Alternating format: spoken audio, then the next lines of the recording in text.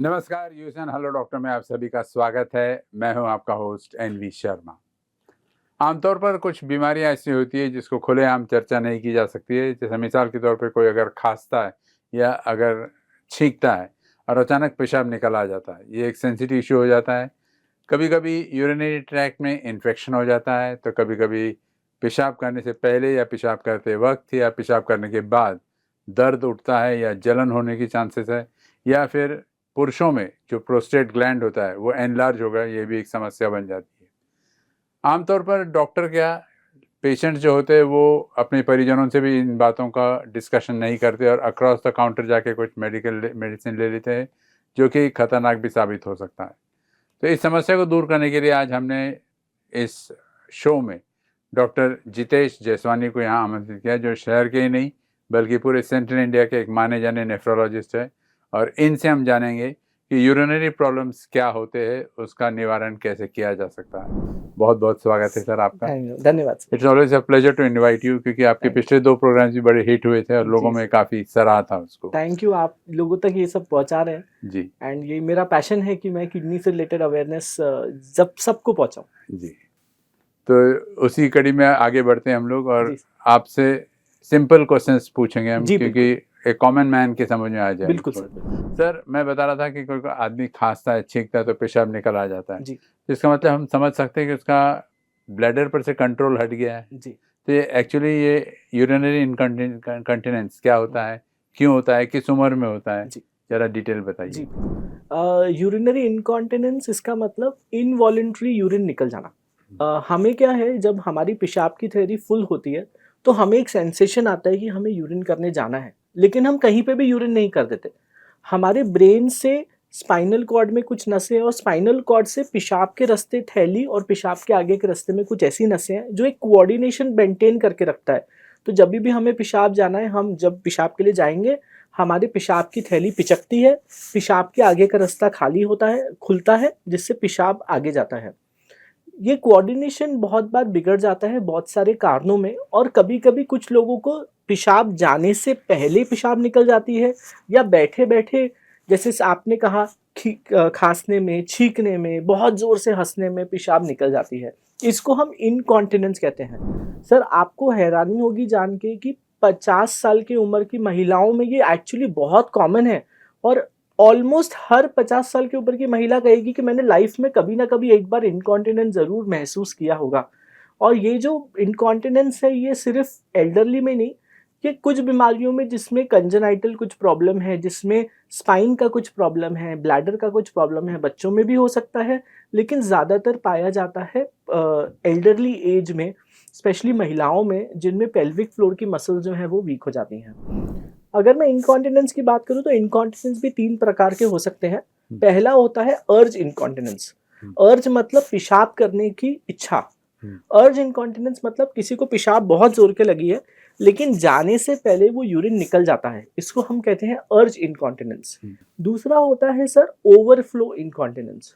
Overflow incontinence में पेशाब की थैली का जो नेक है वो एकदम रिलैक्स हो जाता है, उसकी टोन चली जाती है, तो पेशाब की थैली जैसे भरती है वो ओवरफ्लो होता है। बहुत बार पुरुषों में पेशाब करने के बाद बूंद बूंद बूंद पेशाब निकलते रहता है, उसको हम कहते हैं ओवरफ्लो इनकॉन्टिनेंस। और तीसरा होता है स्ट्रेस इनकॉन्टिनेंस।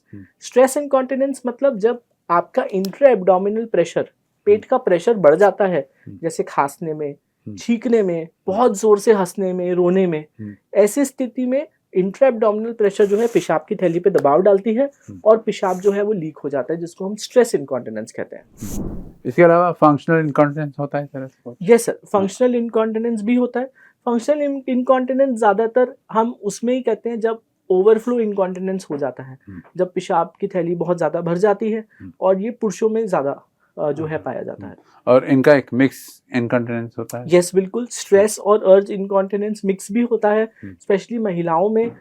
बहुत सारी महिलाएं जो बाद, जिनको रिपीटेड चाइल्ड बर्थ का हिस्ट्री है, वजाइनल डिलीवरीज का हिस्ट्री है, उनकी पेल्विक फ्लोर की मसल्स जो हैं वो वीक हो जाती हैं, पेशाब की थैली का जो नेक है वो वीक हो जाता है, तो वो टोन चली जाती है, जिसके कारण जो पेशाब जो है वो लीक हो जाता है, कंट्रोल नहीं रहता। कंट्रोल नहीं होता। जी, सिम्टम्स क्या है सर इसके, मतलब कैसे पहचानेंगे? सिम्टम्स बहुत महिलाओं को जो है वो नज़रअंदाज कर देते हैं बहुत सारे लोग, इनकॉन्टिनेंस ऐसे ही हो गया होगा। बट यदि इसको आप रिकग्नाइज ना करें तो ये आगे जाके बहुत प्रॉब्लम दे सकता है। तो सिम्टम्स में आपको पेशाब कंट्रोल ना हो पाना, निकल जाना, पेशाब में कभी कभी जलन होना, पेशाब करने के बाद पेशाब थोड़ा थोड़ा बूंद बूंद गिरना, कभी कभी रात में पेशाब हो जाना, पता नहीं चलना, ये सब आपको सिम्टम्स हो सकते हैं। लेकिन स्टोन्स में भी कर ऐसी होता है ना, मतलब जी एक फ्लो में नहीं निकलता है वो। जी सर, स्टोन्स में यूजुअली डिपेंड करता है कि आपका स्टोन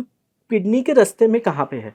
यदि मान लीजिए आपका स्टोन पेशाब की थैली के अंदर है या पेशाब के आगे रास्ते में है, तो पेशाब उन मरीजों को रुक रुक के होता है। पेशाब करने के बाद मरीज को ऐसा लगता है कि शायद पूरा पेशाब नहीं उतरा, थोड़ा रह गया, तो रात को बार बार पेशाब के लिए जाना, एक इनकम्प्लीट इवैक्यूएशन का फीलिंग आना, तो ये होता है।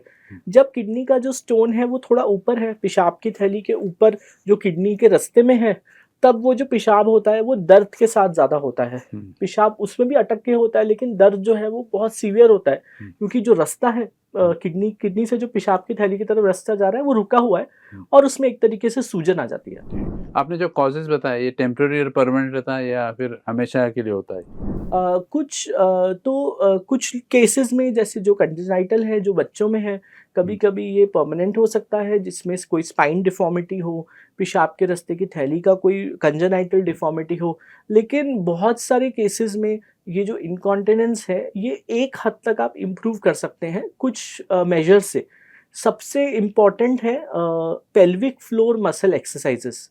यदि आप यूट्यूब पे सिर्फ किगल एक्सरसाइजेस या pelvic floor muscle exercises search करें, तो कुछ ऐसी एक्सरसाइजेस है जो सिर्फ 10 से 15 मिनट मॉर्निंग में डेली में करने से आपकी पेल्विक फ्लोर की मसल्स का जो टोन है वो वापस आ जाता है, जिससे पेशाब की थैली को स्ट्रेंथनिंग मिलती है, और 50% of patients actually respond to this. हाँ, तो किगल एक्सरसाइजेस, जो पेल्विक फ्लोर मसल एक्सरसाइजेस, बहुत कॉमनली अवेलेबल है कोई भी यूट्यूब या कोई भी प्लेटफॉर्म पे।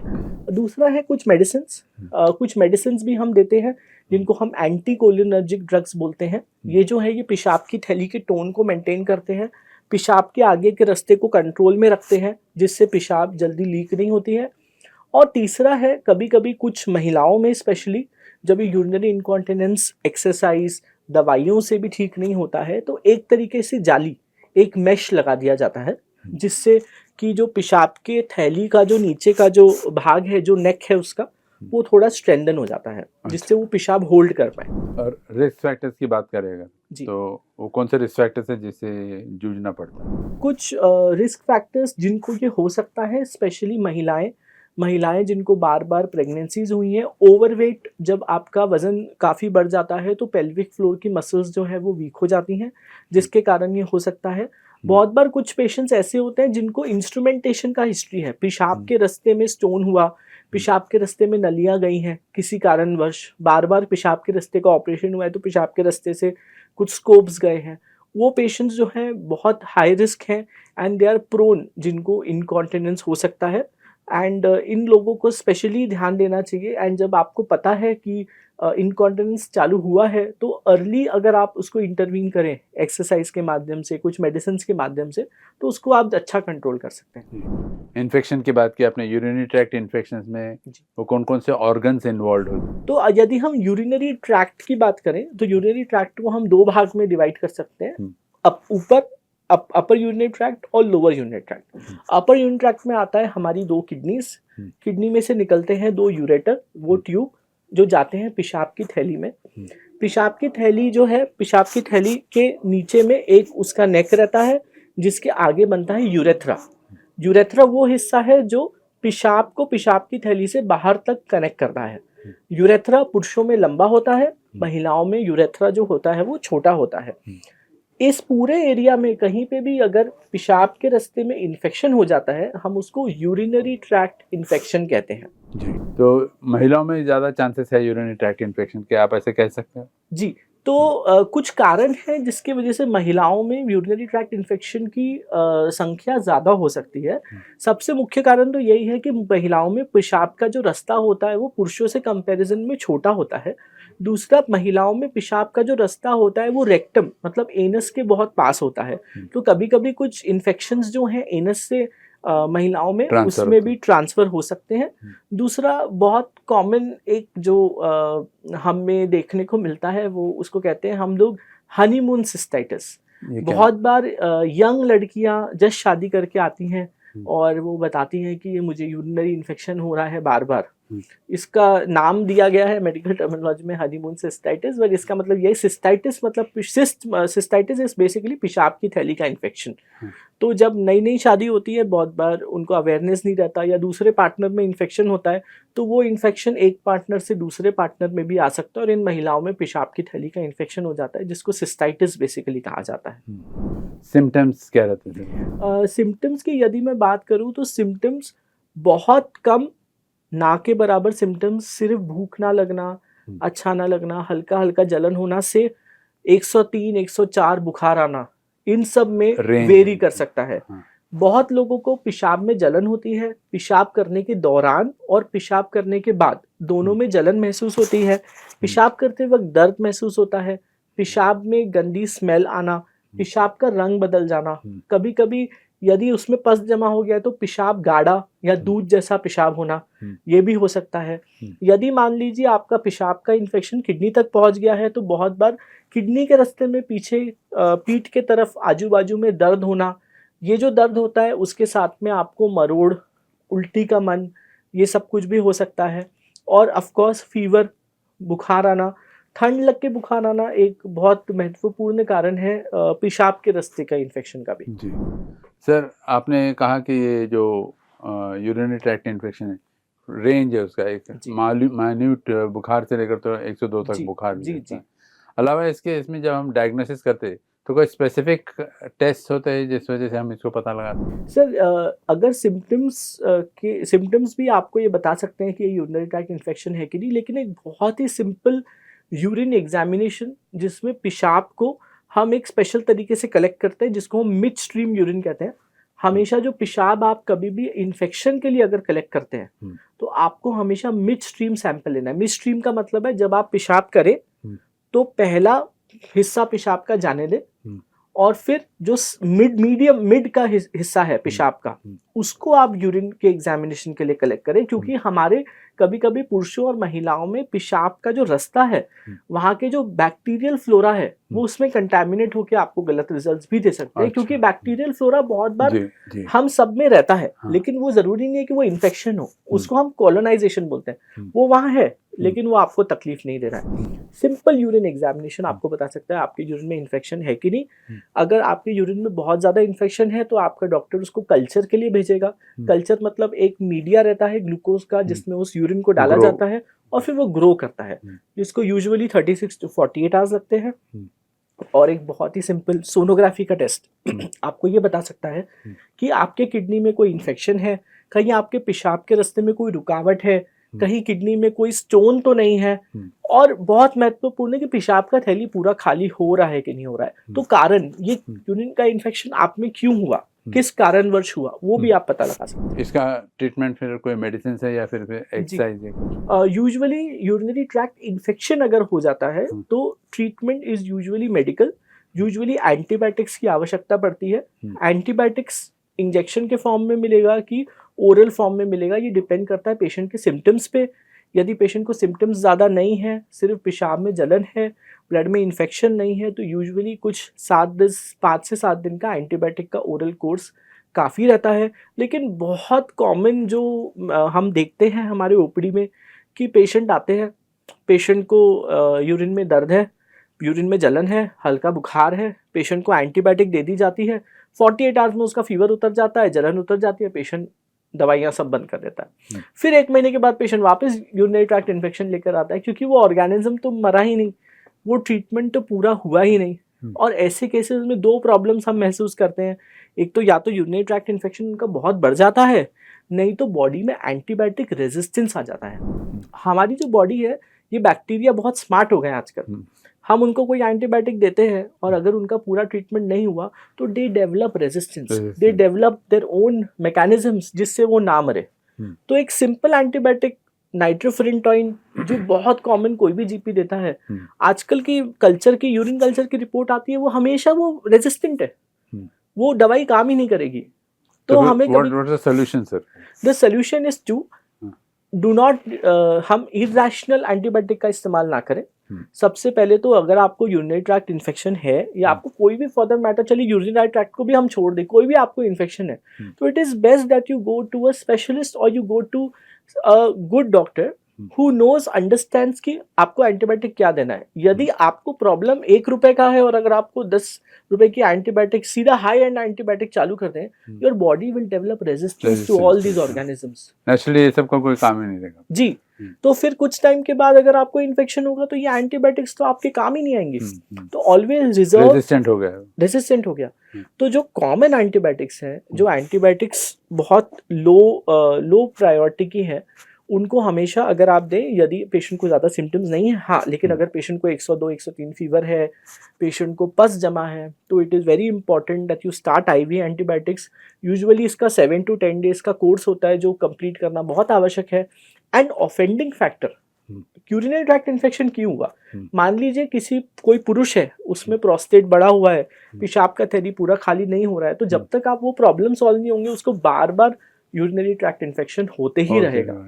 दूसरी बात, मान लीजिए यदि कोई बच्चा है और बच्चे को कंजेनाइटल ऐसा अबनॉर्मैलिटी है कि उसका पेशाब का एक रास्ता सूजा हुआ है या पेशाब की थैली में रिफ्लक्स हो रहा है। रिफ्लक्स मतलब जब हम नॉर्मली यूरिन करते हैं तो पेशाब का थैली पिचकता है, पेशाब आगे जाता है, लेकिन कुछ बच्चों में एक वॉल का डिफेक्ट होता है जिसको पोस्टीरियर यूरेथ्रल वॉल बोलते हैं, जिससे पेशाब की थैली में से पेशाब आगे जाने के बजाय किडनी में ऊपर आता है। तो जब तक आप ऑफेंडिंग कॉज आप ठीक नहीं करेंगे, ये शायद यूरिनरी ट्रैक्ट इन्फेक्शन बार बार होते हैं। मतलब you mean go to the root cause and find out. जी, एग्जैक्टली जी, यस सर। आपने एक और पॉइंट याद दिलाया सर मेरे को कि यूरिन में प्रोटीन जमा हो जाता है। जी सर, नेफ्रोटिक सिंड्रोम। जी सर, बोलते हैं। वो क्या होता है और क्यों होता है? जी, तो हमारी जो किडनी है, हमारी किडनी में लाखों करोड़ों छोटी छोटी छन्नियां हैं जिसको हम नेफ्रॉन कहते हैं। इनका काम एक चाय की छन्नी की तरह है। चाय की छन्नी में हम चाय छानते हैं तो चाय की पत्ती ऊपर जाती है, चाय छन जाती है।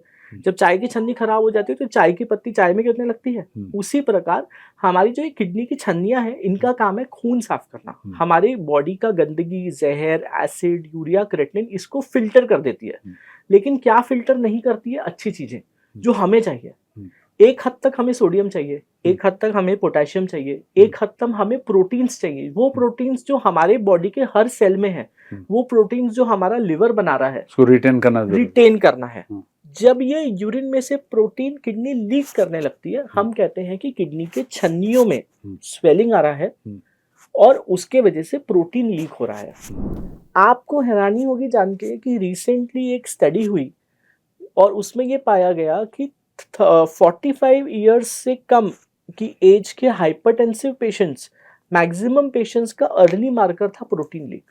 प्रोटीन लीक भी 2 तरीके का है, एक है मैक्रो और एक है माइक्रो। मैक्रो मतलब ज्यादा, माइक्रो मतलब छोटा। तो हम एक बोलते हैं terminology micro albumin urea. Micro albumin urea मतलब वो जो एक नॉर्मल सिंपल यूरिन एनालिसिस में टेस्ट नहीं होता, लेकिन उसका एक स्पेशल मेथड है टेस्ट करने का। यदि आपके यूरिन में माइक्रो एल्बुमिन लीक हो रहा है, it is a sign of endothelial damage. Endothelial damage मतलब आपके ब्लड वेसल और आपके छोटी रक्तवाहिनियों में कहीं ना कहीं डैमेज हो रहा है। और ये छोटी रक्तवाहिनियां कहाँ हैं?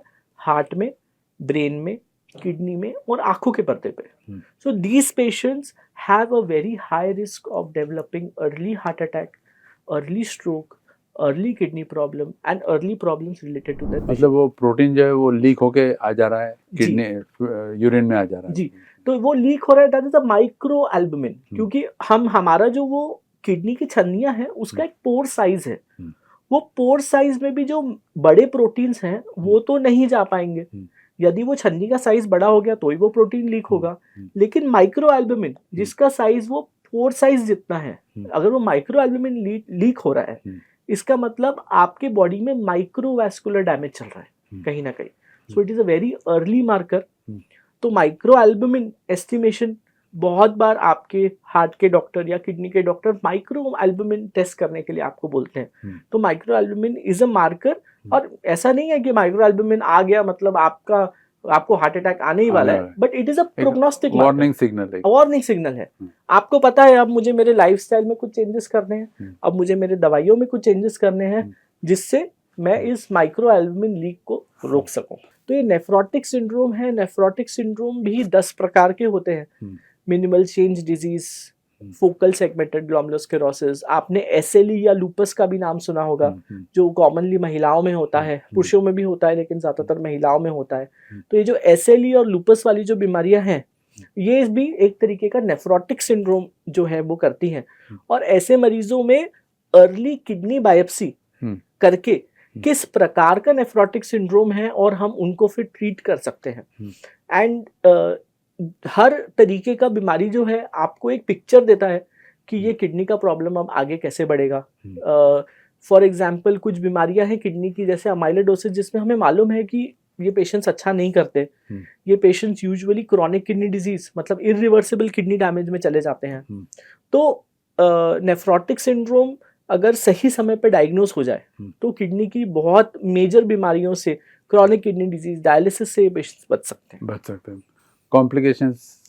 कॉम्प्लिकेशंस ऑफ नेफ्रोटिक सिंड्रोम की सर अगर मैं बात करूं तो एक तो सबसे पहले सूजन आना जो कभी कभी मरीजों का 10 से 15 किलो वजन बढ़ जाता है, क्योंकि वाटर रिटेंशन होता है इन मरीजों में, क्योंकि वो नॉर्मल डाइट लेते हैं। हमारी इंडियन डाइट में वैसे ही बहुत ज्यादा सॉल्ट है, हम हर चीज में नमक डालना पसंद करते हैं, हम चावल में भी नमक डालते हैं, ऊपर से लेते फिर हाँ, आटे को गूंदने में भी नमक डालते हैं, पराठे में बनाने में भी नमक डालते हैं, हर चीज में हम नमक डालते हैं। नॉर्मल इंडियन डाइट में अनफॉर्चुनेटली 11 से 12 ग्राम नमक आता है, जो होना चाहिए 4 से 5 ग्राम नमक। वाटर रिटेंशन होता है इन मरीजों में क्योंकि सॉल्ट इंटेक भी ज्यादा है। तो पानी जो है वो पूरी तरीके से पेशाब के माध्यम से बनता नहीं है। जब वो बनता नहीं है तो वो शरीर में धीरे धीरे इकट्ठा होने लगता है, पैरों में, आंखों के नीचे, फिर धीरे धीरे ये पेट में और छाती में होता है।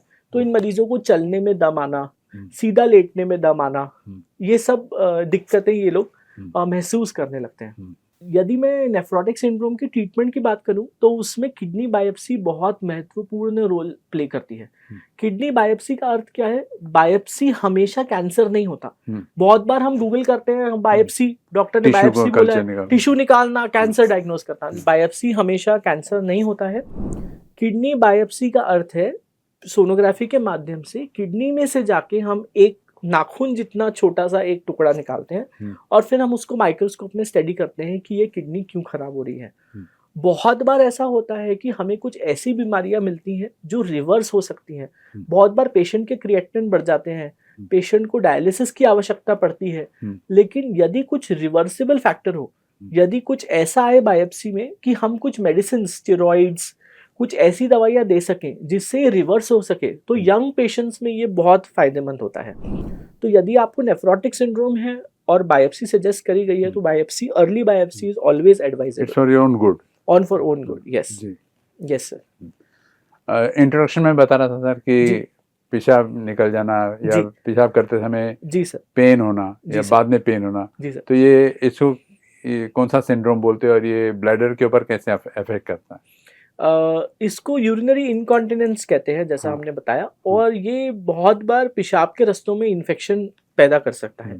एक और एंटिटी है सर जिसको बोलते हैं क्रॉनिक ब्लैडर पेन या फिर ब्लैडर पेन सिंड्रोम।